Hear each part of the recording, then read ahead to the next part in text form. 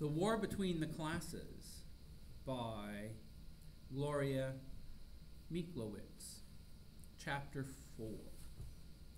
Something had happened in that strange exchange that confused and upset me. But it wasn't until free period that I could get off by myself to think. Sitting at a back table in the library with my books open but unread, it began to make sense. All I cared about lately was what Adam wanted, thought, or felt. When I didn't agree with him, I swallowed my words and said nothing, sometimes even smiling approval. It seemed my whole self-image depended on Adam's opinion of me. What about what I thought, wanted, or felt? But boys didn't like girls to have too many ideas of their own. I'd learned that 2 summers ago at a special Japanese camp Mama and Papa sent me to. They wanted me to mix with other Japanese kids and learn about something about our culture. And I had learned about calligraphy and origami and the tea ceremony and holidays and even some Japanese. But what had made the greatest impression was what I'd learned about being female. The most popular girls, it became clear, weren't always the prettiest. They were the sweet, agreeable, non-threatening ones, those who made the boys feel strong, smart, and important. Girls who didn't play that role weren't likely to have boyfriends. It didn't take long to see, even in high school, that most boys liked girls that way. So I became a chameleon.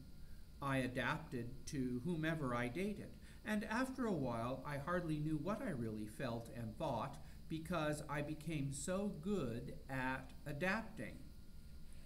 Adam had bowed to me, he'd been forced to, and he'd hated it. Yet I bowed to him all the time in all kinds of ways. Why? Staring at my hands as I sat thinking in the library, I remembered his most recent urging. Just be bad and you'll get demoted, and I'll be good and get promoted.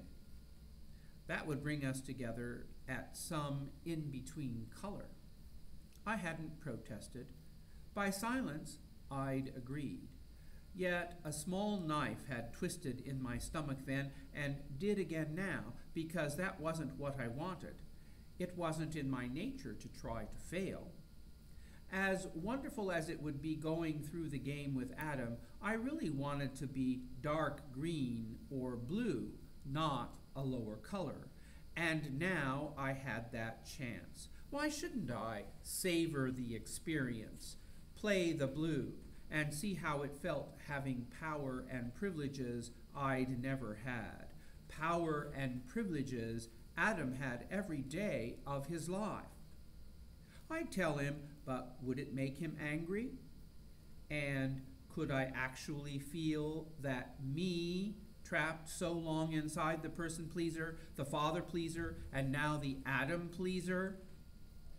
I bit my lip and stared out the window at a liquid ambar tree shedding its fall colors against a clear blue sky.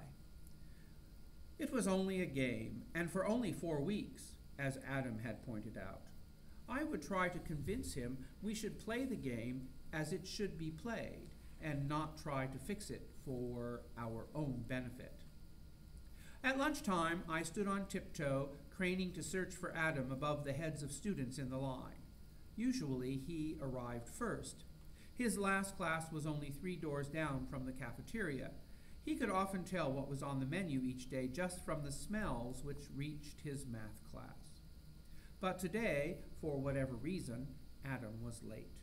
I stepped out of line as one of the boys who sat at our lunch table went by with his tray. "Rob, you see Adam?"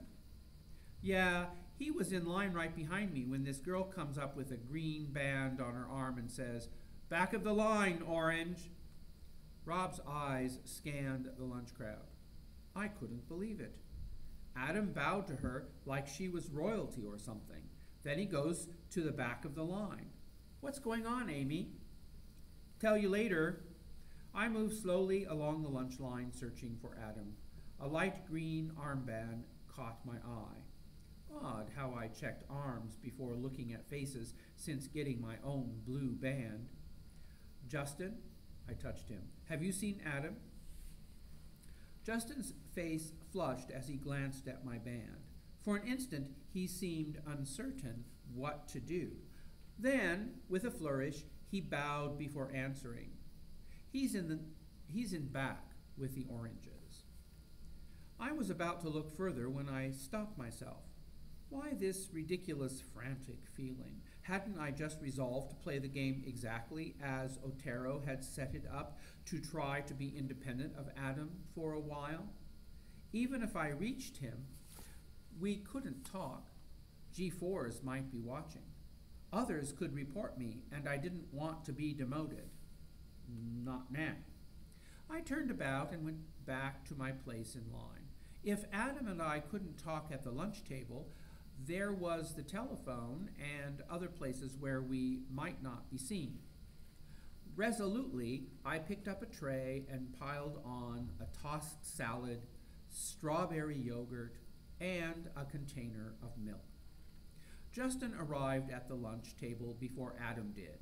He set his tray down on my side of the table, with Penny, Rob's girlfriend, between us. What are those funny bands you guys are wearing? Melissa asked, echoing the curiosity of the others. Is that the color game you were talking about? She addressed the question to Justin, although sitting opposite me. Melissa never spoke directly to me if she could help it, I thought with a stir of annoyance. There was a pecking order of some kind. She'd address Adam first, if he was present, then Justin, then Rob, then any other girls before me. I'm a lowly light green, Justin said. You know, in the same class with the enchiladas, he laughed.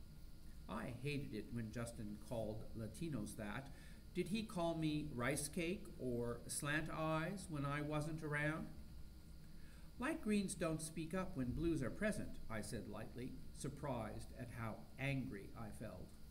It would do Justin good to get a taste of his own superior attitude, but under the table my legs began shivering. Hey, Amy, Justin protested. Well, how does it work? Melissa asked again, addressing me this time. It felt good explaining the game with everyone listening, just because I wore a blue armband. Adam slipped his tray down next to mine, then immediately turned away. Where are you going? I called after him. He waved a hand in reply and wove through the nosy lunchroom to Paul Thomas's table. Something Paul said brought loud laughter from the other black students and a low bow from Adam. Then Adam picked up Paul's tray and took it to the refuse can. He dumped the paper plates and napkins in the bin, left the tray, then returned to our table, scowling. Boy, I've had it, he exclaimed. All I've done since third period is bow and run errands for higher colors, and now I gotta put up with Thomas's smart-ass jokes. What did he say? Adam swung his long legs over the bench and sat beside me, face still flushed with anger. How many oranges does it take to screw in a light bulb? He laughed bitterly. You know, 1 to hold the bulb and 9 to turn the chair. Funny, Justin said, coming from them. But that's the whole point, Justin, Adam said. We make jokes like that about them all the time. It sure doesn't feel very good being on the receiving end. They deserve it, though. If they weren't so lazy, they could have what we got. Nobody in America has to be poor. I'm not so sure, Adam said, biting into a sandwich. My father's always saying that. It's easy to say when you've got a multi-million dollar business, handed down by your grandfather, and when you're white with roots in Plymouth Rock. It's time those guys stop blaming their poverty on color. Who's stopping them from going to college or working hard? I'm a light green now, but just watch me get to be a blue. All I gotta do is figure out the system, then do whatever I gotta. If I have to kiss ass, so that's what the blacks in the South did during slavery days, I said quietly. Yes'm, yes'm. I craned my head around Penny to meet Justin's eyes. It sure didn't get them very far. Yes'm, Justin replied with mock servility. Us black folks likes to serve yo white folks. It's in our blood. Can't help it if white folks is smarter. Melissa laughed appreciatively. Justin, I said, surprising myself, I'm going to make life miserable for you just to see how you'll like it. After all, us blues is lots smarter than yo low-down light greens. Oh, Justin, Rob cried, better watch out. Amy's got it in for you. I'm scared. I'm really scared. Justin pretended to shiver. Can you imagine Adam's sweet, exotic Amy going after mean old me? Adam laughed and kissed me on the side of the head, but that made me only angrier. So that's how Justin saw me, how the others thought of me. No wonder I often felt uncomfortable. Justin, I said sweetly, I finished my lunch, and I know you'd just love to put my tray away. I'm not done with my lunch. Oh, that's a shame, but light greens do what they're told to do when they're told, or they get reported to G4s, don't they? My voice came out in a quaver, but I tried to keep a gentle smile on my lips. Everyone watched Justin as he seemed to struggle with himself over what to do. Then he shrugged, got up, and came behind me to pick up my tray. Before you leave, Justin, I added, trembling inside and determined not to show it, you will, of course, bow to your superior. I gave him an especially sweet smile, trying to take the sting out of my words. A dark look crossed his face. He grimaced to show he was only humoring me, then swept his right arm in front of his stomach in a poor imitation of a bow.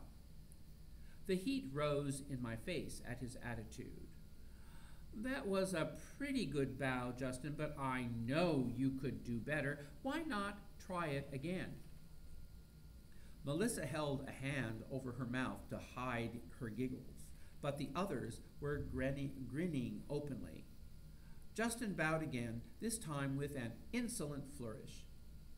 I hesitated only a moment, then, bristling, said, Again! I'll be damned if... What's going on here, Blue? Is this light green being impudent? What's your name, fella? Brian, the G4, took out a small pad and clicked a pen into readiness. It's nothing, Brian, I said quickly, afraid I'd gotten Justin in real trouble. Everything's under control. We were just testing each other, that's all. Had I gone too far? I sensed a chill at the table as Brian wrote Justin's name in a little book despite my protests, and it frightened me. Maybe I should apologize. I glanced uneasily at Adam as the bell rang, wishing he'd say something, anything, to make it right. But he didn't. He hurriedly downed the last of his lunch and gathered up his things. All my resolve to be more independent of him was forgotten. I wanted to know if he was angry with me and when we'd get together again and if he still loved me. But I said nothing, and we hurried out of the lunchroom together like total strangers. When we parted at fifth period class, Adam seemed distant and preoccupied. Will you call? I asked, ashamed to be the aggressor by asking. Adam glanced around the crowded hall as if expecting to be reported, then touched my hand briefly. I'll try. With that, he rushed away. I waited for his phone call all afternoon. Was this the day he had soccer practice and afterwards swimming? Was that why he didn't call? Or was it the day he met with the student body council after school? I chopped the vegetables for dinner, set the table with flowers from Mama's garden, did my homework, and planned what I would cover when I tutored Bettina this week. Maybe Adam could arrange to be there so we could touch for a moment, if Bettina left us alone. But no matter what work I did, Adam's silence felt like punishment. I jumped when the phone rang and grabbed it before it could ring a second time. Adam?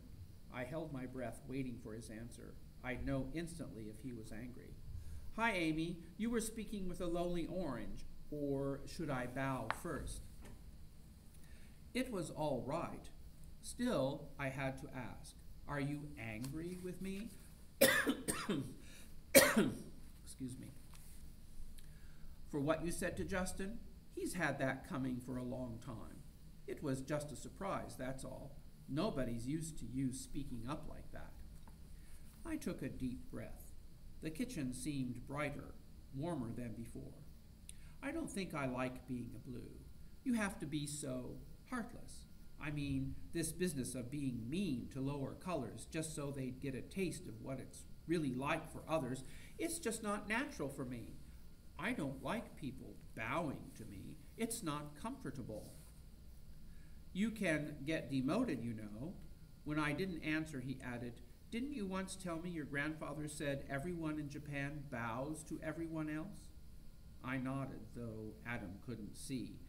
But that's different. When everyone bows, it shows respect. But if only some do, those who have to feel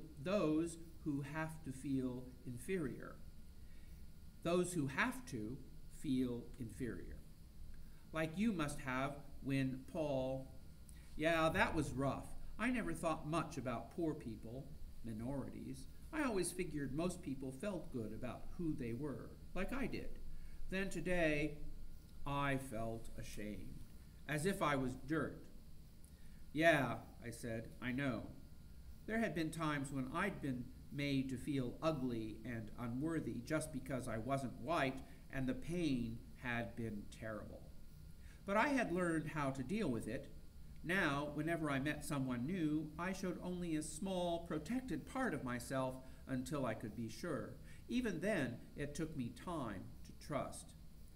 It was hard to admit, but sometimes I wished I were white. Adam, my voice sounded funny as I gathered courage to say what I had decided. I'm going to try to stay a blue. Adam's silence frightened me. Do you mind terribly? I just want to find out what it's like. I went on hurriedly. And really, it won't change me. I mean, I'm not going on a power trip or anything. Amy, do you realize what that means? We won't be able to be together for weeks. I know, and worse, you'll have to bow to me and pretend to be subservient, and I'll hate that. But you'll know I don't mean anything by it, that it's just a role I have to play for a while. Why? You just said you didn't like having people bow to you. Oh, I don't, but it's hard to explain. I pushed my hair back with nervous fingers. Everyone says that the rich don't care about anyone else. All they care about is getting richer. Well, maybe that's not true. I want to see if I can't do something. Oh, Adam paused, as if thinking, then said, like what? I don't really know. Talk to the other blues, see what